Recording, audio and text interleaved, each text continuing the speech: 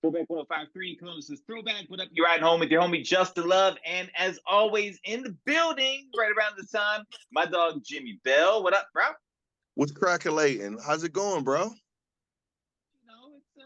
I'm not Jimmie Belle, but someday I do have my Teenage Mutant Ninja Turtle shirt on this week, just kind of make you a little, that means you can be less of a Jimmie Devo. Bells.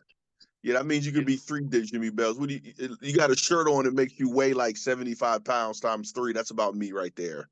Yeah, man, you're not wrong. You're not wrong. My body fat percentage is and yo, joining us, my dog Doug Worthington. What up, man? Man, blessed and highly favored, man. Thanks for having me. It's always an honor to be on here, kicking it with my guy Justin, Jimmy. I'm mad my name is not James, man, so we could be J3 or something. We got a whole band. J2 or something like J2D. JJD.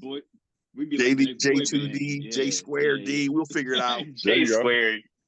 Look, man, let's talk about these Buckeyes, man. It's it's kind of funny because the Thundering Herd had their bye week also this past week, man. Right. And, yeah. It's kind of, I didn't understand fully, but because I didn't take a deep dive into it. But if I understand correctly, and you guys can speak to this a little bit more informed, there's more than one bye week now with the new system. Is that correct? I don't think so. I don't know for sure. It could be. But okay. With it, I think there's an earlier bye week based upon I think you're right. I think it may be one towards the end or towards the middle. I'm not absolutely sure. Yeah, no, but yeah, I'm looking it up right now. But there's definitely another bye week. Okay. And they're getting they're getting these guys ready for a playoff push. Yeah. Just with the potential of how long the season can be. And let's get it right, man. You want to have a clean, healthy product on the field, right? We're seeing longer seasons, more media coverage. These guys are in the eyes just that much more with all the accolades and all the opportunities to get paid. So they're gonna break it up a little bit more for sure. So I didn't see the schedule, but I'm pretty sure it's like one in November. We got a November 2nd, 9th, 16th. Okay. Yeah, I mean that does, like you said, that does make sense though, because the postseason being extended. 12 with the 12 team going from the 14 playoff to the 12 team playoff is definitely going to like Doug said, man, there's a lot of money that and I'm gonna be honest with you, I don't think it's so much. And I know where you're coming from, Doug. It's just the TV money's different now. The TV money for everyone's different now. I don't think it's the NIL money. I don't think it's that thing. I don't think it's even to pay the kids to play money. It may have something to do with it, but it has to do with, if you think about it, before COVID, there were, it's kind of like media. At one time in media, there were 2 or 3 different media outlets to get your information, right? And now with COVID, after COVID, right, there's so many. You got to look and find out where your favorite team is playing now. Yeah. Right. It used to be your regular TV. Then it went from regular TV to cable TV.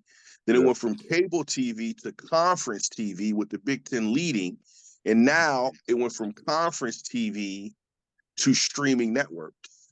Absolutely. And then all these platforms have their own. Absolutely. You got NBC has Peacock, and CBS has Paramount Plus. I mean, it's. You have to. You can't just get one. It's that money. It's that money that they're really, really concerned about. But it does flow into the product. Like, I've always said the college football, the product actually isn't football. It's passion. There you go. They're selling passion. Yeah, that's fair. Yeah. Think about the numbers, Doug, and we always hear this, like, man, you find something to fall back on because this many % of people go to the league. Well, check it out. At one time, that number was dang near the same of the individuals in football and basketball that were graduating with their degrees. It was dang near the same number. Right. So as they were shaming kids for leaving early and not being loyal and all of these different things, their excuse for that didn't line up with the percentages and the numbers. So I've always said that the product actually isn't football. The product is passion. How do you get the kids and the passion of them feeling like they're fighting for something. You know what I'm saying? It's their life to put that product on the field, especially college ball. That's exactly what it's about, in my opinion. Absolutely, and you're actually right, Jimmy. That is their only bye week, so they had a bye pretty early. They don't have any coming in November, but it was an interesting point you brought up as far as the passion. That's why when it comes down to Ohio State University, even tagging "the" upon it, it's just a brand. It's just a way that people symbolize the Ohio State University. That's why we have one of the biggest alumni base, the biggest fan base, the biggest Nike budget, the biggest TV budget, because we have one of the biggest platforms, and happy to be a part of it for sure. 100%. Yeah, absolutely, man. Let's talk about Marshall Thunder and Herd coming in at noon. Now they already have one win under their belt. They got one loss.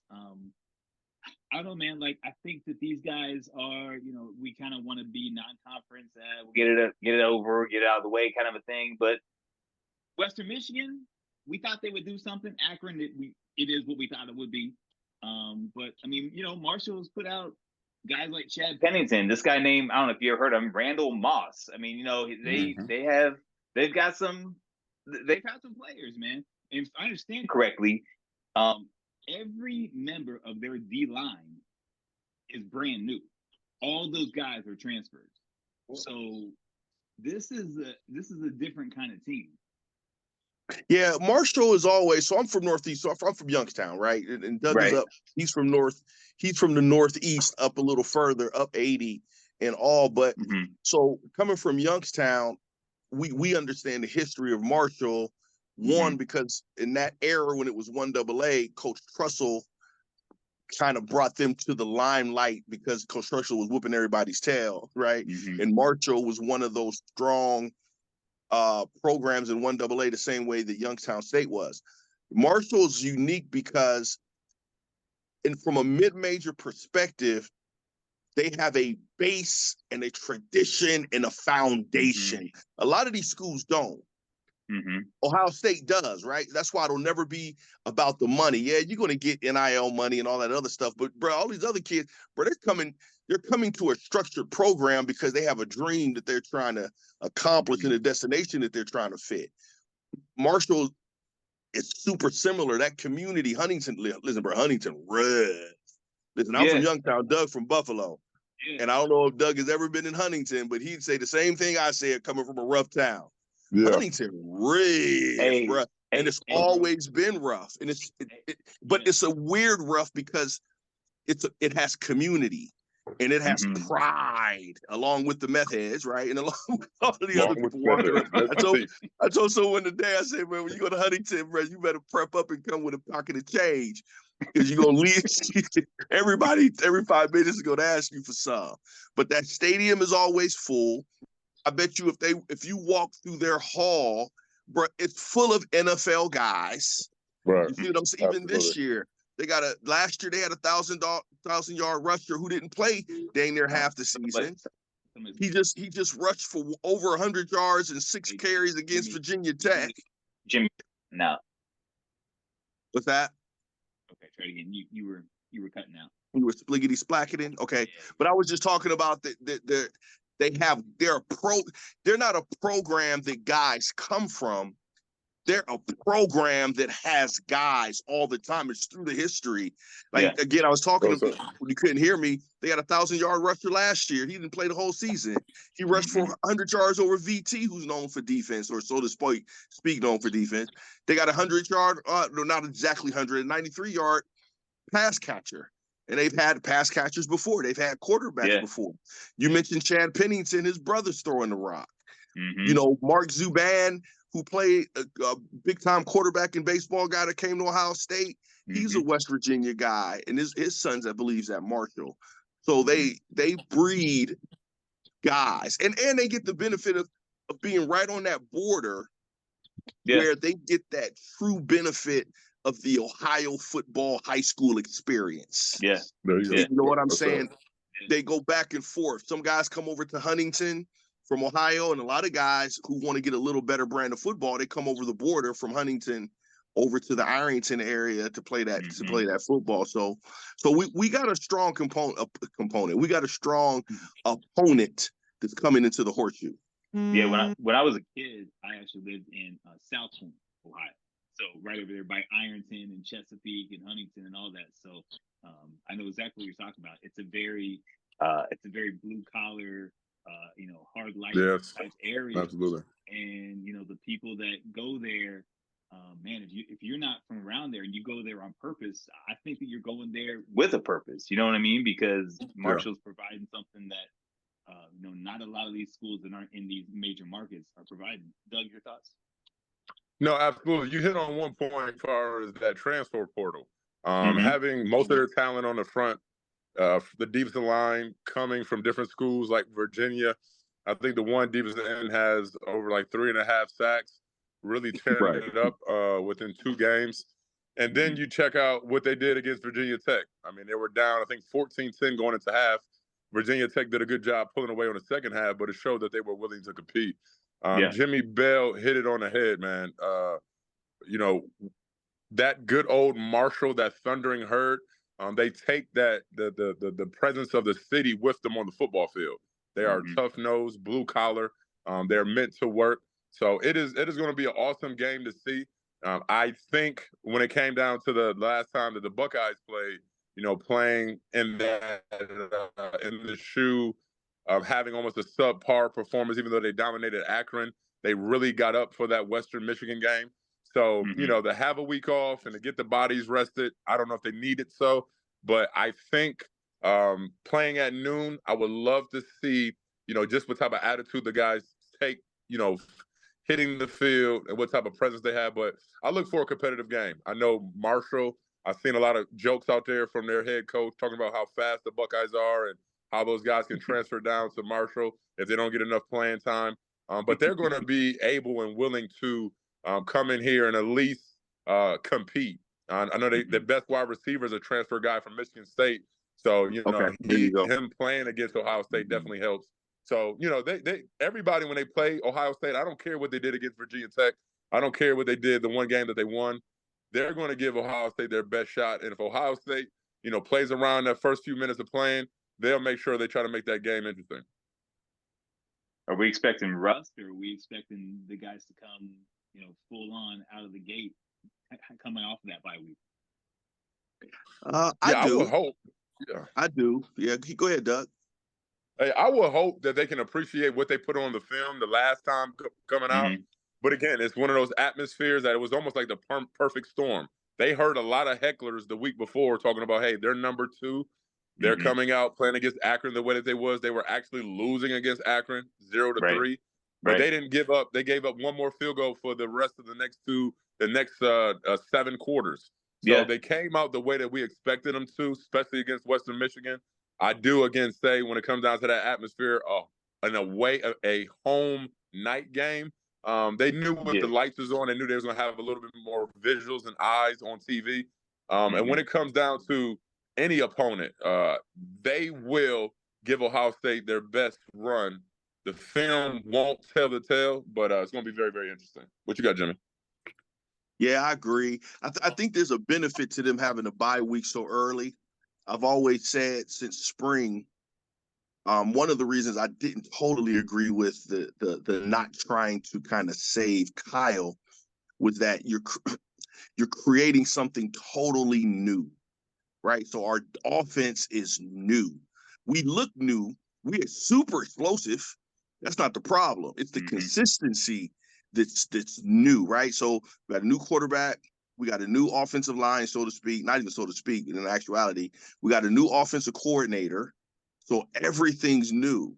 So I think us with those two games almost was like a professional preseason, which we normally don't get, right? You normally play a straight 5 or 6 games before that first bye week. Well, we had a two really different contrast of teams. You got the bye week, and then you're going to have another type of contrast of the minimum attitude. You got an Alabama coach. They're polished up, right? They're going to be polished. They're going to be ready. Transfer portal guys, I love them because it makes a good team better faster. It makes a good program more solid, more consistent, right? Mm-hmm. And that's what you're going to get, Doug. Well You were said. totally right. Their defensive line, I think, in the Virginia Tech game had 4 sacks and had 9 to 11 tackle for losses. That means they're making plays, There you go. bro. That's not just being a solid team. That means they're out there making plays. So they're moving around, despite what the score said. But what I do believe is that we've had 2 weeks to uncan the first 2 weeks with a very new system, understand exactly what you have in your system, and then implement and go forward in the implementation of what you want to do going into the Big Ten season. Because even though the Big Ten season starts next week, I think it actually starts this week because we don't have time for another test week. I think that's what the bye week so early did for us. That test week was kind of going into bowl practice last week. This week, bro, we're gone. Like it's a marathon or a steeplechase from here on out. So I think we're going to be consistent. I think they're going to make some plays because they obviously, in some way, shape, or form, they're very active up front. That's our challenge. I don't think that's not going to be a challenge, but I still think we're going to be explosive. I think the defense is exactly what we hoped it to be in year 3. I think we are legitimately the best. We don't only make plays, which we do, but we've shown to be solid. And normally we're one of the other. Last year we were solid. Back when Shiano was a coach, we made big plays. Well, this year we seem to be very solid, and we're making big plays at the same time. Okay. You guys, can you still hear me? Yep, we can hear you. Yeah, I think it's on your end, big dog. No, we go. I think it's the shirt. Different vibe, the different vibe on the field from a night game to a noon game. I mean, speak to the difference between those type of games in the locker room and on the field? I think for me personally, I prefer a noon game. To wake up in the morning, to get your breakfast, to make the main thing the main thing. Jimmie will tell you when you have to play a night game, you have to wake up the same time almost. You get breakfast, and then everything is a little bit chopped up. You might have an extra meeting. You might go get some treatment if you need some. You got to kind of wait around all day. So for me, it's like, hey, get me up in the morning. Let's have our little walkthrough. Let's go get some food. Let's go to chapel, and let's go walk around to the skull session and get ready to play at noon. So I'm excited for the noon game. It do have a different allure when it comes down to those night games because the eyes on you, you're under the lights, a different type of chill, a different type of vibe. But when you're playing up front, it's like, hey, mano y mano, I'm going to hit you in the mouth before you hit me in the mouth, so I'd rather do it bright and early. Yeah, great observation. I call it business versus ego.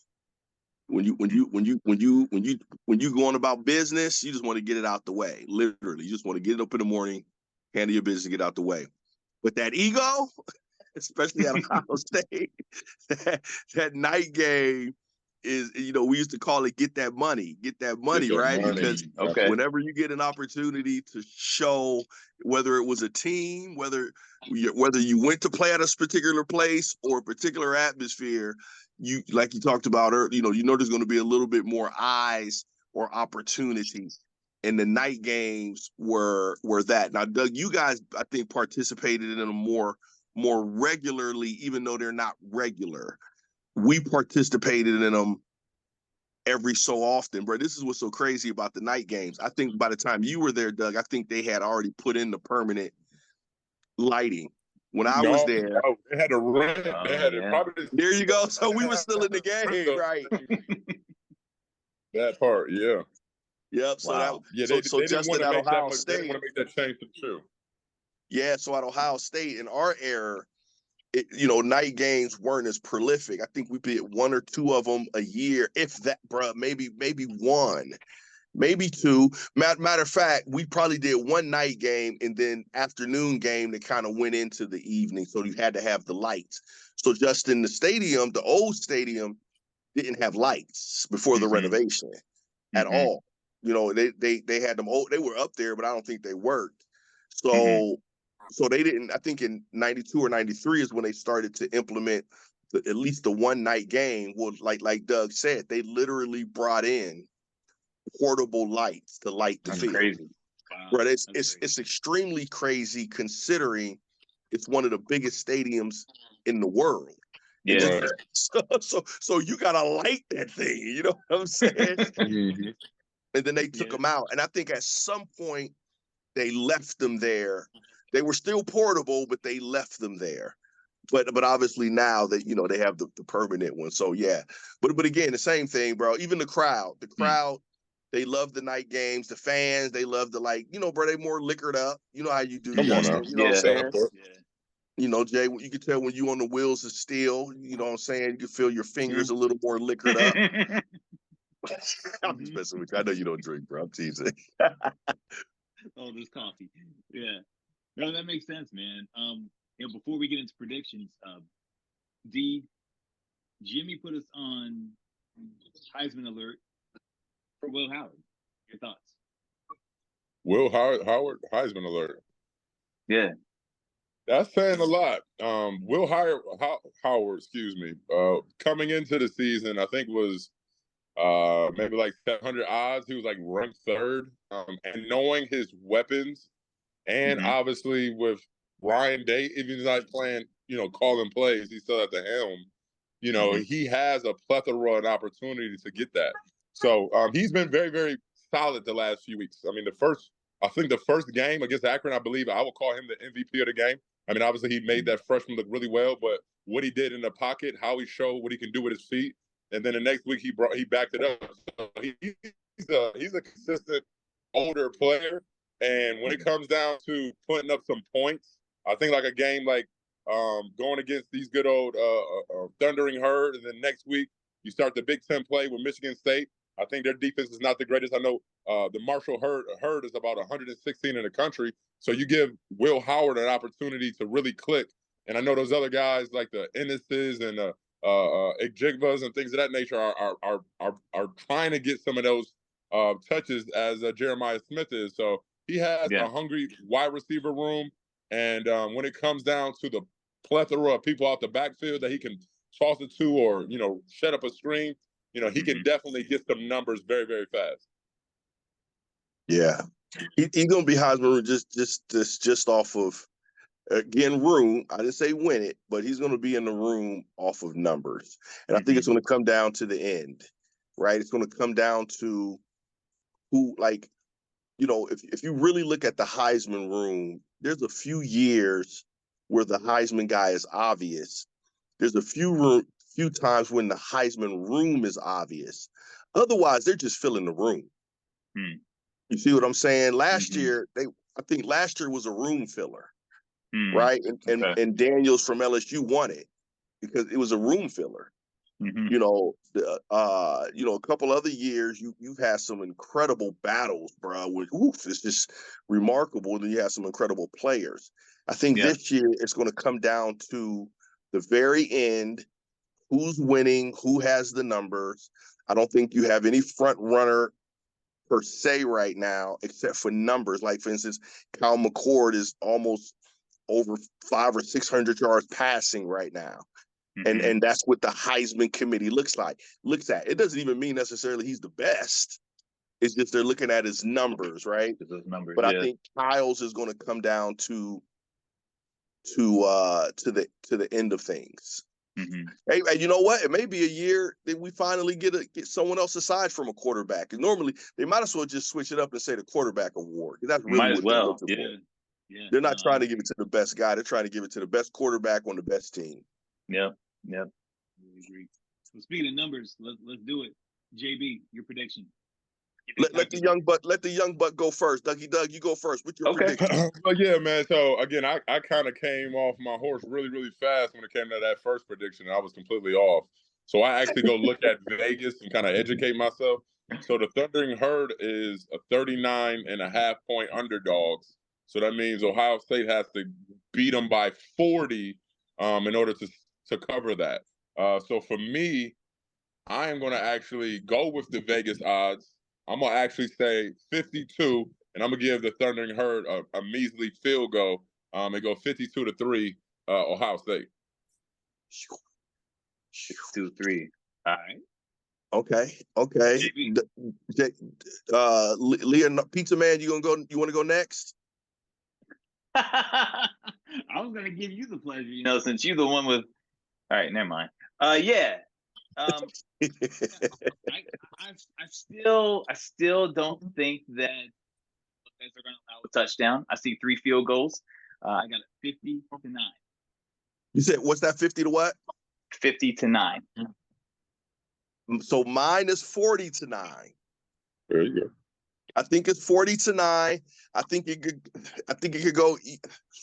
The defense can be better than I think and go less. I don't think it's going to go more than 9, but I think Ohio State could score more. But I'm going to stick with 40-9. I just have to, bro. When I went and studied that Virginia Tech game, and listen, there's 2 teams. If I was a betting man, and I'm not, that I would never bet on Virginia Tech and LSU.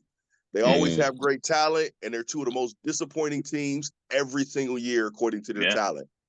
So I was pleasantly surprised when I went to and saw that 30-something to I think 14 victory they had, but the defensive line of Marshall ate. Like they literally ate. Yeah. And not only did they have a couple, more than a couple sacks, but they had not 9 or more tackle for loss. I said, oh geez, they was pounding Virginia Tech a little bit. So with our inconsistency up front, I think our explosiveness is going to do what the explosiveness is going to do. But if we don't come out and dominate that defensive line, it's obvious that they put pressure on making plays behind the line of scrimmage. Okay. Well, so we got Dougie Doug 52-3, JB 40-9, J Love 50-9. Dougie Doug, JB doing your thing again at Gala Park this Saturday, right? Absolutely. Dougie Doug, who got the best chicken fingers on Saturday afternoon tailgating, bro? Man, amazing. And they're only $8. I mean, I think that they are definitely, throwing us a favor and allowing our neighbors to have some fun. But like you said, the atmosphere, Gala Park, beautiful place to be. We got a great production team. Jimmie Belle hosts it and hold it down well. We always have some friends and family there too. So it is a great time. If anybody's hearing us, please step out. If you're not going to the game, it's a great environment. We have burgers on sale for $8. We have chicken fingers on sale for $8. And there's one more thing I'm missing. They have drink specials and buckets and things of that nature. So it's due for a great time. The doors open, I believe, at 11:30. We'll be there at 11. So come out, have fun, and let's talk about some football and watch some football together. That couldn't have said it better. That's what's up. Now, y'all missed the most important part about that event, though. Saturday is my birthday. So what y'all looking forward to, homie? We'll Happy birthday. You a chicken finger. Yeah, well, thank you. Yeah, man, we'll get you a cake, man. UDF right there. We'll get you a cake. We'll do. They got. What you like? Ice cream cake? We'll hook you up, brother. We're gonna do more than just a chicken nugget. Hey, you eat cake if you know UDF has cake. I know. Man, they got the ice cream cake. Why are you playing with UDF? Don't UDF and that ice cream now. I'm slipping. I do it. Yeah. Hey, Justin, how old you gonna be, bro? You like 44? Wow, 46. Okay. Go. I was in the arena. Good with the numbers. I was in the arena. Happy birthday to you, brother. Yeah, appreciate it, man. Yeah, happy birthday, brother.